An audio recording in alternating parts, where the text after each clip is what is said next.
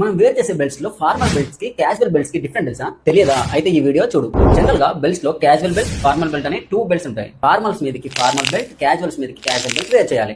వీటిలో డిఫరెన్స్ ఎలా ఫైండ్ చేయాలి అంటే, ఫస్ట్ పాయింట్ మనం బెల్ట్ యొక్క మెటీరియల్ విడ్త్, థిక్నెస్, వీటితో అవి ఫార్మల్ బెల్ట్సా క్యాజువల్ బెల్ట్సా అని తెలుసుకోవచ్చు. ఫార్మల్ బెల్ట్స్ లో అయితే లెదర్ వద్దులే, ఎందుకంటే చాలా ఫేక్ లెదర్స్ వచ్చేసాయి మార్కెట్ లోకి. విడ్త్ లో అయితే మరీ బల్కీగా ఉండదు, అలా అని మరీ స్లిమ్ గా కూడా ఉండదు. థిక్నెస్ లో అయితే చాలా స్లీక్ గా ఉంటుంది. ఇది ఫార్మల్ బెల్ట్. అదే క్యాజువల్ బెల్ట్ లో అయితే విడ్త్ పెద్దగా ఉంటుంది, థిక్నెస్ కూడా లడ్డుగా ఉంటుంది.